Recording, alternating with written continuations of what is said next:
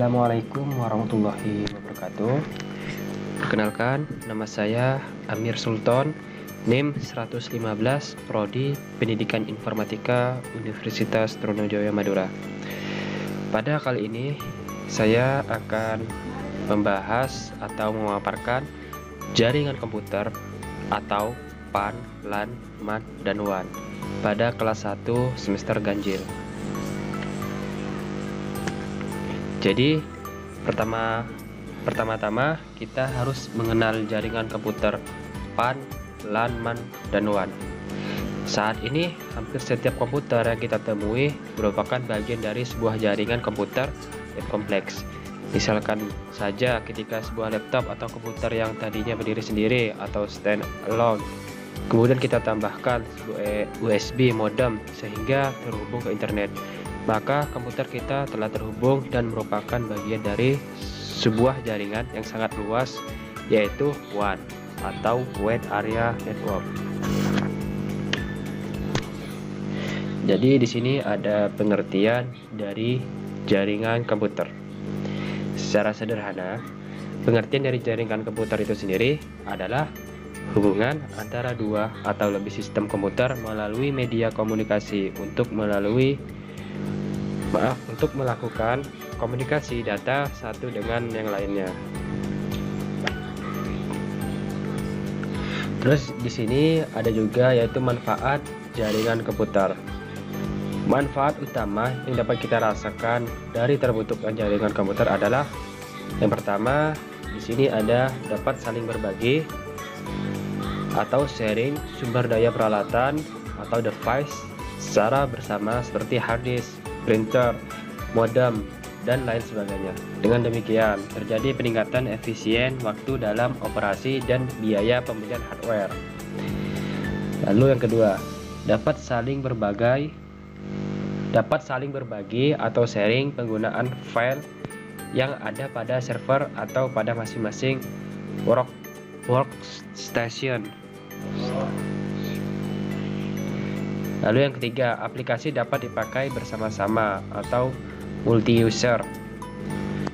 Yang keempat, akses ke jaringan memakai nama, kata sandi, dan pengaturan hak untuk data-data rahasia sehingga masing-masing pengguna memiliki otorisasi. Yang kelima, komunikasi antar pemakai melalui email atau LAN konferensi. 6. Pengontrolan para pemakai ataupun pemakai data secara terpusat dan oleh orang-orang tertentu sehingga meningkatkan keamanan dan dapat melakukan pendelegasian pekerjaan yang sesuai. Yang ketujuh, mudah dalam melakukan backup data karena manajemen yang tersentralisasi. Yang kedelapan, tidak tergantung kepada orang yang menyimpan data atau apabila orangnya tidak ada karena penyimpanan data tersentralisasi. Yang kesembilan, data yang selalu up to date karena server senantiasa memutakhirkan data begitu ada input atau data entry yang diterima. Yang kesepuluh, seorang supervisor atau administrator dapat melakukan pengontrolan pemakai berdasarkan waktu akses, tempat akses, kapasitas pemakaian hard disk, mendeteksi pemakai yang tidak berhak, monitor pekerjaan setiap pemakai. Berikut beberapa kerugian dari implementasi jaringan komputer. Yang pertama, di sini ada biaya yang tinggi, kemudian semakin tinggi lagi. Seperti pembangunan jaringan meliputi berbagai aspek, pembelian hardware, software, biaya untuk konsultasi perencanaan jaringan, kemudian biaya untuk jasa pembangunan jaringan itu sendiri. Nah, itu sangat investasi yang tinggi tentunya untuk perusahaan yang besar dengan kebutuhan akan jaringan yang tinggi. Yang kedua, di sini ada manajemen perangkat keras dan administrasi sistem. Di suatu organisasi perusahaan yang telah memiliki sistem administrasi ini dirasakan merupakan hal yang kecil, paling tidak apabila dibandingkan dengan besarnya biaya pekerjaan dan biaya yang dikeluarkan pada tahap implementasi. Yang ketiga, sharing file yang tidak diinginkan. What the good comes the bad. Ini selalu merupakan hal yang umum berlaku atau ambigu.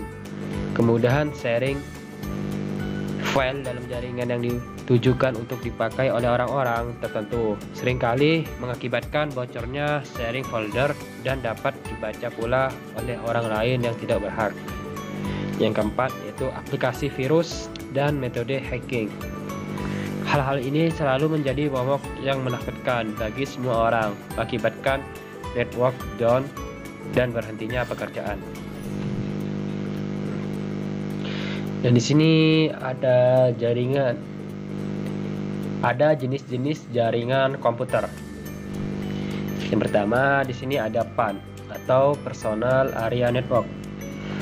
Personal Area Network atau PAN adalah jaringan komputer yang digunakan untuk komunikasi antara komputer perangkat atau termasuk telepon dan asisten pribadi digital dekat dari satu orang.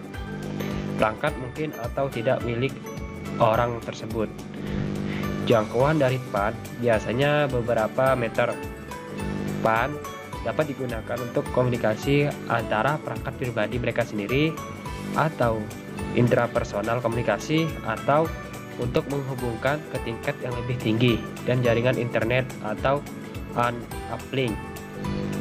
Personal area jaringan kabel mungkin dengan komputer bus seperti USB dan freeware. Wireless Personal Area Network atau WPAN juga dapat dimungkinkan dengan teknologi jaringan seperti IRDA, Bluetooth, UWB, G-Wave, dan Zigbee. Lalu di sini ada LAN atau Local Area Network. Local Area Network bisa disingkat dengan LAN, adalah jaringan komputer yang jaringannya hanya mencakup wilayah kecil, seperti jaringan komputer kampus, gedung, kantor, dalam rumah, sekolah, atau yang lebih kecil. Saat ini kebanyakan LAN berbasis pada teknologi IEEE 802.3 Ethernet menggunakan perangkat switch yang mempunyai kecepatan transfer data 10, 100 atau 1000 bit per second. Berbeda dengan jaringan area luas atau Wide Area Network atau WAN. Maka LAN mempunyai karakteristik sebagai berikut. A. Mempunyai pesan data yang lebih tinggi. B. Meliputi wilayah geografi yang lebih sempit. C. Tidak membutuhkan jalur telekomunikasi yang disewa dari operator telekomunikasi. Lalu yang ketiga, di sini ada MAN atau Metropolitan Area Network. Metropolitan Area Network atau MAN adalah suatu jaringan dalam suatu kota dengan transfer data berkecepatan tinggi yang menghubungkan berbagai lokasi seperti kampus, perkantoran, pemerintahan, dan sebagainya. Berikut adalah karakteristik MAN, yaitu 1. Meliputi area seluas antara 5 dan 50 kisaran kilometer. Banyak MAN mencakup area perkotaan. Yang kedua, di sini ada sebuah MAN atau seperti WAN, umumnya tidak dimiliki oleh satu organisasi MAN. MAN komunikasinya, linknya, dan peralatan umumnya dimiliki oleh satu konsorsium pengguna atau oleh penyedia layanan jaringan yang menjual pelayanan kepada pengguna. Lalu yang ketiga, MAN sering bertindak sebagai jaringan kecepatan tinggi untuk memungkinkan berbagai sumber daya daerah. Hal ini juga sering digunakan untuk menyediakan koneksi bersama untuk jaringan lain dengan menggunakan link ke WAN. Lalu yang keempat, MAN berukuran lebih besar dan biasanya memakai teknologi yang sama dengan LAN. Lalu yang kelima, hanya memiliki sebuah atau dua buah kabel dan tidak memiliki elemen switching yang berfungsi untuk mengatur paket melalui beberapa output kabel. Adanya elemen switching membuat rancangan menjadi lebih sederhana. Lalu di sini nomor 4 yaitu WAN atau Wide Area Network. WAN atau Wide Area Network merupakan jaringan komputer yang mencakup area yang besar. Sebagai contoh yaitu jaringan komputer antar wilayah, kota, bahkan negara. Atau dapat didefinisikan juga sebagai jaringan komputer yang membutuhkan router dan saluran komunikasi publik. Internet merupakan contoh dari jaringan WAN. Ini jika Wide Area Network sudah mencakup area interkontinental, maka disebut jaringan informasi global atau internet. Terima kasih. Mungkin itu saja penjelasan dari saya. Jika ada salah kata, mohon dimaafkan. Saya akhiri. Wassalamualaikum warahmatullahi wabarakatuh.